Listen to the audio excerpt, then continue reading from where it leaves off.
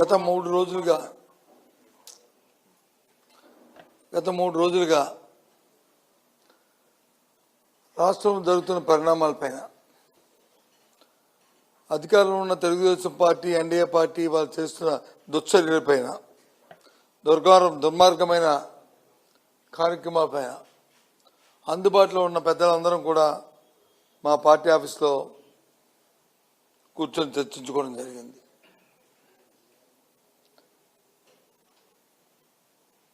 ఈ రాష్ట్రం ఏర్పాటైన దగ్గర నుంచి కూడా ఎప్పుడు కూడా ఇలాంటి సంఘటనలు మేము ఎప్పుడు చూడలే. రాజకీయాలు 30-40 సంవత్సరాలు బట్టి మేము అందరం ఉన్నాం, కానీ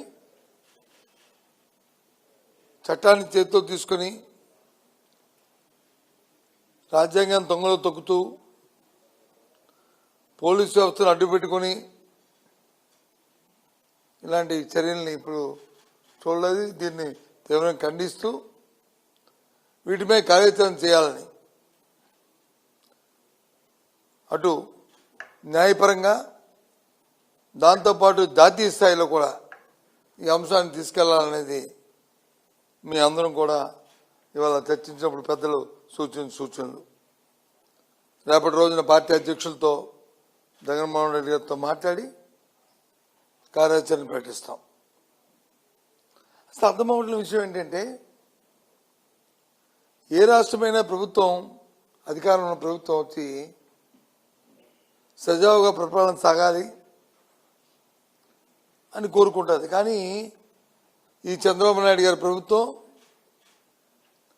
ఏ విధంగా అల్లకొల్లలో సృష్టించాలి, ఏ విధంగా చట్టాలు చేతిలో తీసుకోవాలి, ఏ విధంగా ఎదురు వ్యక్తుల నుంచి అవమానపరచాలి అనే రీతిలో ఇవాళ ప్రభుత్వంతో పరిపాలన ఇవాళ ఉండడం చాలా దురదృష్టకరం.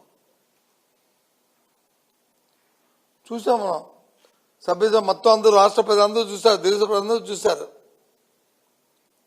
నిన్న మా మాజీ మంత్రి జోగి రమేష్ ఇంటి మీదకి అయితే పెట్రోల్ బాంబులు ఇస్తారు. పెట్రోల్ బాంబులు వచ్చి ఇంటిపైకి ఇసిరి ఇల్లు కాలిపోవడానికి కారణభూతులయ్యారు. ఇది ఎక్కడైనా చూసామండి మనం? ఎప్పుడైనా చూసామండి ఇలాంటి విషయాలు? దానికి వచ్చి అధికారంలో తెలుగుదేశం పార్టీ వాళ్ళతో పాటు పోలీసులు వచ్చి ఒత్తాసు పలికారు. జరగకుండా సంగతి జరిగితే ఎవరు బాధ్యులు? ఏం చేస్తాడు ఈ డీజీపీ? ఇదేనా మీకు శాంతి భద్రతలకు వచ్చి మీకు ఇచ్చింది? మీరు చేస్తుంది రాష్ట్రంలో డీజీపీ తప్ప చంద్రబాబు నాయుడు దగ్గర ఉడికి పని చేయట్లేదు. దయచేసి మీరు గుర్తెరగాలని కోరుతున్నాం. పోలీసు వ్యవస్థని, వ్యవస్థ పట్ల ఉన్న గౌరవాన్ని దయచేసి కాపాడమని కోరుతున్నాను అధికారుల్ని. అంతేగాని తానా అంటే తందాన అనుకుని ఏంటండి ఇది? రాంబాబు ఇన్సిడెంట్ చూసాం మనం. ఆయన ఏదో మా నోరు జారారు అన్నారు. చెప్పారు ఆయన, నా వయసుకి మాట్లాడడం సరికాదు, నేను అనలేదు. అది కూడా నన్ను వచ్చి ఎవరైనా తిడితే దానికి బదులుగా చూసుకుందామని చెప్పి అన్నాను తప్ప నేను ఏ వ్యక్తిని అనలేదని చెప్పాడు. అయినా దాన్ని విత్డ్రా చేసుకున్నానని చెప్పాడు. మనం తీసుకొని చరిత్ర తీసుకోండి. అయినా వాళ్ళేదో మాట్లాడారు, బాస్తూ లేదు. తెలుగుదేశం పార్టీలో ఉన్న వాళ్ళు మాట్లాడారని మేము మాట్లాడాల్సిన అవసరం మాకు లేదు. ఉదాహరణకు చెప్తున్నాను. కానీ అయితే పోలీసుల దగ్గరుండి ఆయన మీద దాడి చేయిస్తారా? కార్యకర్తలు దాడి చేయిస్తారా? మనుషులు కార్యకర్తలు అంటే ఎవరికి లేరనుకుంటున్నారా? దయచేసి ఇది సాంప్రదాయం కాదు. ఆంధ్ర రాష్ట్రం తెలుగు ప్రజలు భారతదేశంలోనే అందరూ స్వామి అనే ఒక పేరు ఉంది. చట్టాన్ని గౌరవిస్తారనే ఒక పేరు ఉంది, ఒక నాండు ఉంది. దయచేసి చంద్రబాబు నాయుడు గారు ఇలాంటి అప్రతిష్టలు మూటగట్టుకోకండి. పోయింది మీ పరిపాలనది ఆ పేరు. ఇప్పుడు మళ్ళీ ఇది ఒక బీహార్ లాగో తయారవుతుంది. ఇదేనా రాష్ట్ర ప్రజలు ఆలోచించమని కోరుతున్నాను ఈ ప్రభుత్వం తాలూ పనితీరుని.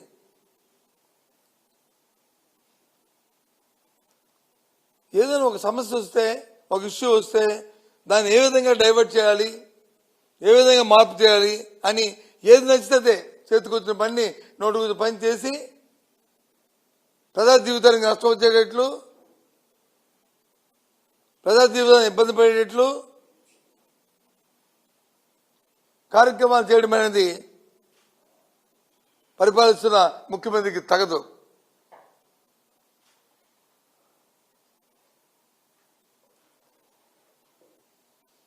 ఆ దేవదేవుడు వెంకటేశ్వర స్వామి ప్రసాదం గురించి వచ్చింది ఇష్యూ.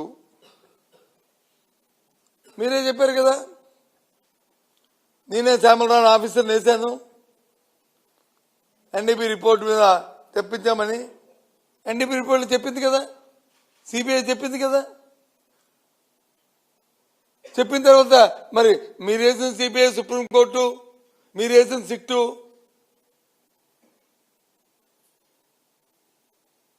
ఇచ్చిన ఫైండింగ్లపై మీకు నమ్మకం లేకపోతే అంటే వ్యవస్థపై మీకు నమ్మకం లేదు అంటే చంద్రబాబు నాయుడు ఏం చెప్తే ఏ జువా అని వెంటనే అది చేయాలా? ఇదే ప్రజాస్వామ్యం అనుకుంటున్నారా, మేము జాగీరం అనుకుంటున్నారా ఈ ప్రభుత్వం అంటే? కదా ఏంటిది? మళ్ళీ పైపెచ్చు పెద్ద పెద్ద వాళ్ళ పోస్టుల్ని. ఇవాళ ఉదయం నేను వస్తున్నప్పుడు వచ్చే విశాఖపట్నంలో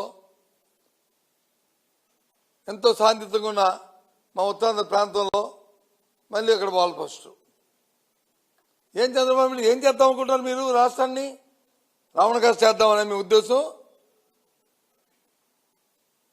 సమాజంలో వర్గాలకు తగులు పెట్టి దాని నుంచి లబ్ధి పొందామనే, రాజకీయ లబ్ధి పొందామనే మీ తాలూకా దుర్బుద్ధి. దానికి వచ్చి ఒత్తాస పలుకుతున్న ఎన్డీఏలో ఉన్న జనసేన, భారతీయ జనతా పార్టీ నాయకులు ఎందుకు మీరు మాట్లాడట్లేదు? తప్పుని తప్పు ఎందుకు చెప్పట్లేదు? అధికారం మీదే కదా. ఒకవేళ తప్పు జరిగితే తప్పు తెలివి తీసుకోండి. ఎవరు వస్తున్నారు?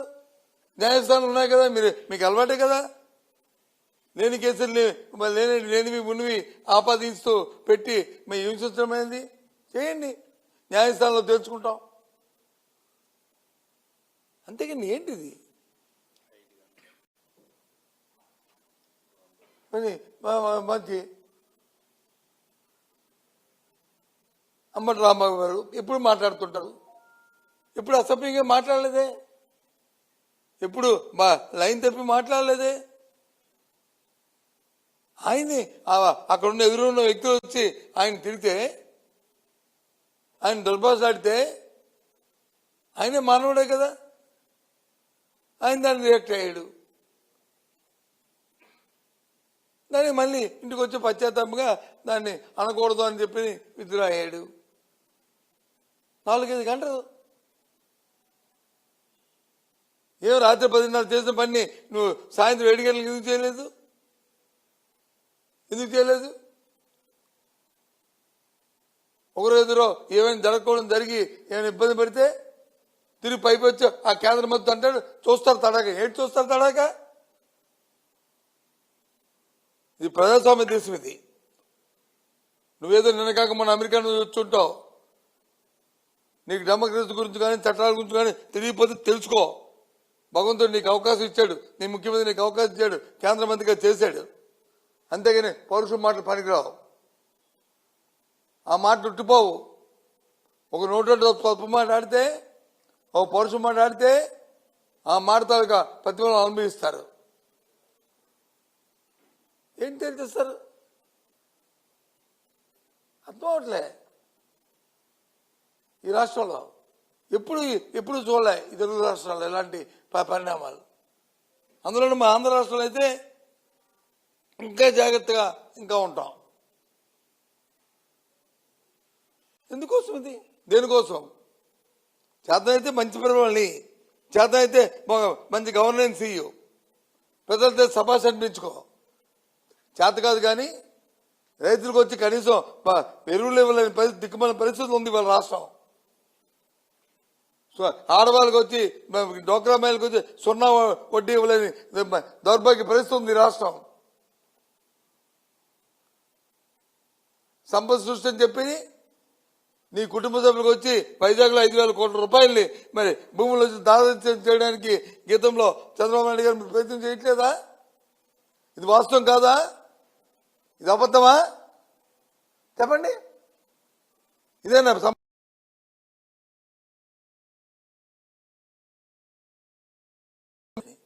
నో పరిణామపడి ఆందోళనతో మాట్లాడుతున్న మాటలు ఇవి, బాధతో చెప్తున్న మాటలు ఇవి. ఇవన్నీ కూడా ఎందుకంటే ఈ పరిస్థితులు ఉన్నాయి. ఇలాంటి పరిస్థితులు రాష్ట్రంలో జరగకూడదు. తప్పుని ఎవరు సమర్థించం. తప్పు అయితే తప్పే. తప్పుని చట్టపరంగా చర్య తీసుకుంటా. తప్పుని ఏం జరిగింది చట్టాన్ని చేతిలో తీసుకుంటామా?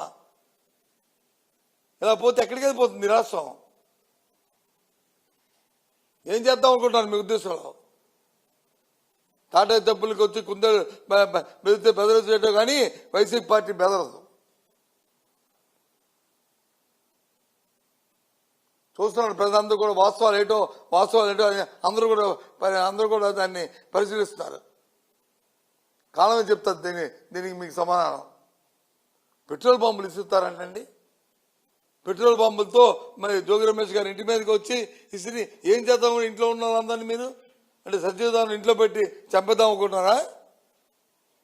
ఇదేనా సంస్కారం? అందుకని మీకు అధికారం ఇచ్చింది.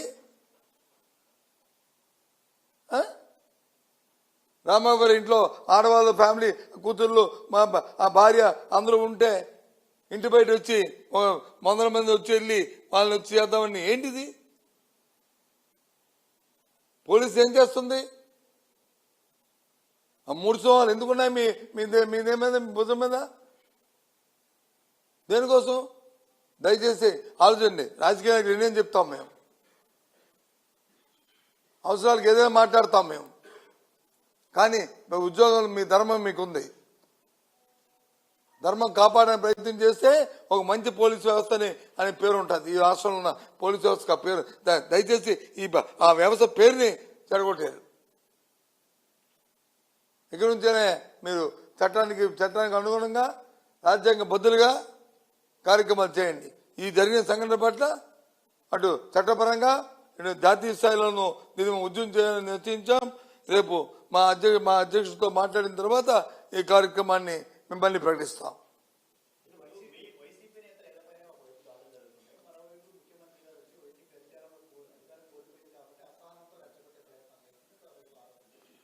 మేమెందుకని రెచ్చగొడతాము? దేనికి రెచ్చగొడతాం? బాంబులు ఇస్తామని మేము రెచ్చగొట్టాం. పెట్రోల్ బాంబులు ఇస్తామని మేము రెచ్చగొట్టాం. ఏంటి? దేనికి? పెట్రోల్ బాంబులు ఇస్తామని మేము రెచ్చగొట్టామా? లేదా ఫ్లెక్సీలు పెట్టమని చెప్పి మేము రెచ్చగొట్టామా? లేకపోతే ఎన్డీపీ రిపోర్ట్లో వచ్చి లేకపోతే ఎన్డీఆర్ రిపోర్ట్లో వచ్చి యానిమల్ ఫ్యాట్ లేదని రిపోర్ట్ ఇచ్చి ఫాల్స్ రిపోర్ట్ ఇచ్చి మేము తెప్పించామా? ఏంటిది? ఆ దేవదేవుడిని అపాదం చేయడానికి అనేది ఇంతమంది మనోభావాల్ని మీరు వచ్చి ఆడుకోవడం న్యాయమా? అయితే ఇదే కార్యక్రమం. చెప్పండి, ఎందుకు చేస్తాం? కాలమే చెప్తుంది. మీరు మీరు మీరు పరిపాలన సక్రమంగా చేస్తుంది. ఇప్పుడు వచ్చి 8 నెలలైంది ఫీజు రీయింబర్స్మెంట్ ఇచ్చారండి విద్యార్థులకి. ఎలా చదువుకుంటారు విద్యార్థులు? దగ్గర 8 వాయిదాలు అయింది. మీరు ఏది మన ఆరోగ్యశ్రీ ఇచ్చారండి. ఏ విధంగా పేదవాడు వచ్చి వైద్యం చేసుకుంటాడు? చెప్పండి. చిన్న చిన్న విషయాలను వచ్చి మీరు పెట్టగంట ప్రజలు వచ్చి పాప ఇబ్బంది పడుతుంటే 5,000 నోట్లోకి వెళ్ళడానికి పేదవాడు వచ్చి కష్టపడుతుంటే ఓ పక్క వచ్చి పరిపాలన గాలి కుదిసి ఇవాళ వచ్చి ఏంటిది